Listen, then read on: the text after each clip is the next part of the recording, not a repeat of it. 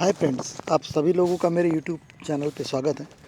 तो खेतीबाड़ी में जो हम फार्मिंग करते हैं, तो पारंपरिक जो खेती है दोस्तों, पारंपरिक खेती में जैसे धान, गेहूँ, चना और अन्य फसलें जो ली जाती है, उसमें लागत की तुलना में प्रॉफिट बहुत कम होता है।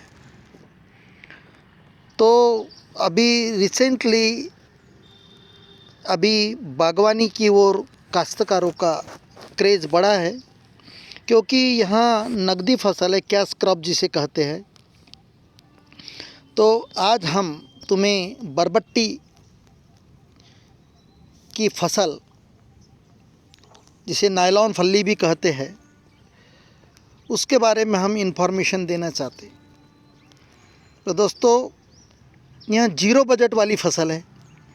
इसका मतलब बहुत कम प्रमाण में इसमें मेडिसिन या दूसरे खर्च आते हैं। तो दोस्तों, सिंपली आपको मैं बताना चाहूँगा, इसमें बहुत सारी वैराइटीज है, देखिएगा यहाँ। और हर 2 दिन के बाद में इसका आपको तोड़ा यानी फली तोड़नी पड़ती है, हर 2 दिन के बाद में। तो इसकी क्वालिटी मार्केट में बहुत सारी प्रकार की बरबट्टियाँ पाई जाती है, जैसे बबली है, V5 है, गुजरात लाल दाना है, गोमती है। तो इस प्रकार बहुत सारी मार्केट में वैराइटीज़ हैं, हरी है, सफ़ेद है। तो देखिएगा,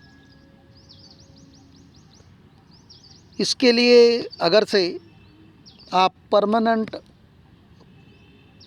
सीमेंट के पोस्ट अगर से खंबे खड़े करते हैं और उसमें टेंशन के लिए एक तरफ सपोर्ट वायर देते हैं और दूसरी तरफ भी एक सपोर्ट वायर, और एक पोल से दूसरे पोल तक आप अगर से तार अगर से खींच देते हैं, तो यहाँ बहुत दिनों तक यहाँ चलता है। वैसे यहाँ पर बाम्बू का इस्तेमाल किया गया है। देखिएगा, हर 2 रो के बीच में 4 फीट का डिस्टेंस है। देखिएगा, 4 फीट का डिस्टेंस।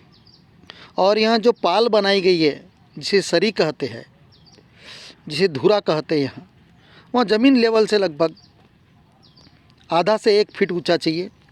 और जब उसके बाद में आपको मल्चिंग के लिए पॉलीथीन बिछाना है, लेकिन पॉलीथीन बिछाने के पहले आप जो बंड है उसके बीच में खोदकर सीधा सेंटर से लेके पूरा 1 फीट नीचे तक गोबर खाद, काऊ डंग जिसे कहते हैं, या ऑर्गेनिक जो खत है वहाँ डाल दीजिएगा, ताकि आपको कम से कम 2, 4, 5 साल की फुर्सत। उसके बाद में जैसे पॉलीथीन ढकने के पहले आप 2 सिस्टम है इसमें, पाइपलाइन बिछा सकते हैं, जिसे ड्रिप इरिगेशन कहते हैं, प्लास्टिक के पाइप, या तो आप ऊपर से भी पाइपलाइन छोड़ सकते हैं झिल्ली बिछाने के बाद में, बाम्बू टू बाम्बू। तो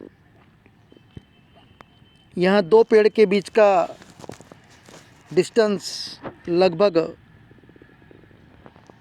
2 से 3 फीट का रख सकते हैं, और एक होल में आप 2 से 3 दाने डाल सकते हैं। तो यहाँ फसल अब लगाने के बाद में आपको बारिश के दिनों में, तो रेनी सीजन में आपको पानी देने की ज़रूरत नहीं, लेकिन बाकी सीज़न में आपको हर 1 दिन के बाद में आधा घंटे के लिए पानी देना ज़रूरी होता है।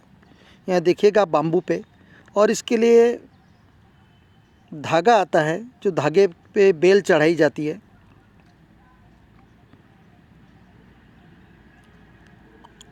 यहाँ प्लास्टिक वायर है जो सपोर्ट के लिए दिया गया है, और है ड्रिप इरिगेशन, जो अंडरग्राउंड ही पाइपलाइन दी गई है, ठिबक सिंचन जिसे कहते हैं।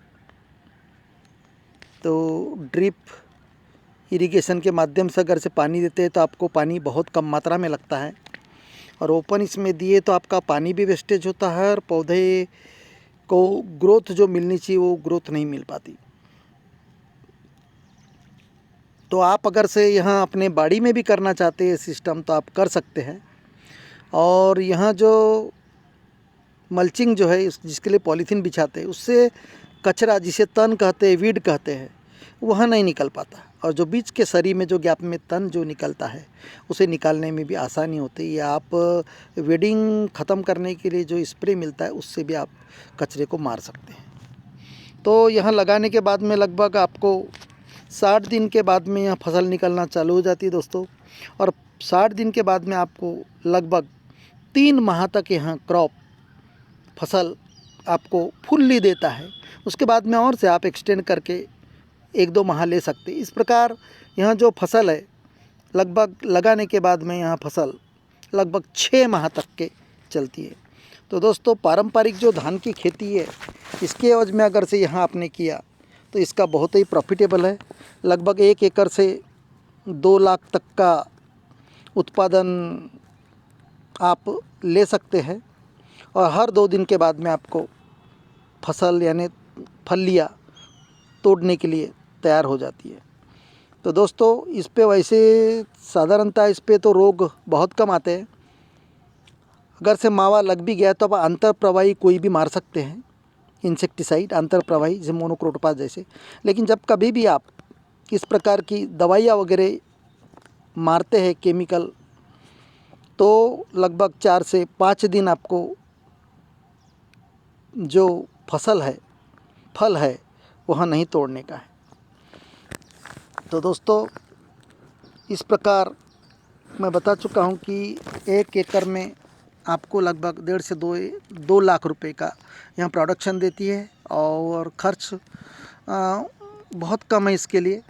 आप 25-30 हज़ार में भी आपका यहाँ खर्च एकरी हो भी गया, फिर भी आपके हाथ में अगर से 1.5 लाख रुपए मुनाफा मिलता है 1 एकड़ में 6 माह में, तो धान की तुलना में बहुत ही सफिशिएंट है। इसलिए काश्तकार भाइयों से सुझाव है कि इस प्रकार बागायती खेती करें और हमेशा कैश क्रॉप के रूप में आपके पास पैसा आता रहे। तो दोस्तों यहाँ सिस्टम आप अपने बाड़ी में, आंगन में भी इस प्रकार की सिस्टम करके आप यहाँ क्रॉप सिस्टमेटिक ढंग से जो सूती धागा है उस पे आप ले सकते हैं। तो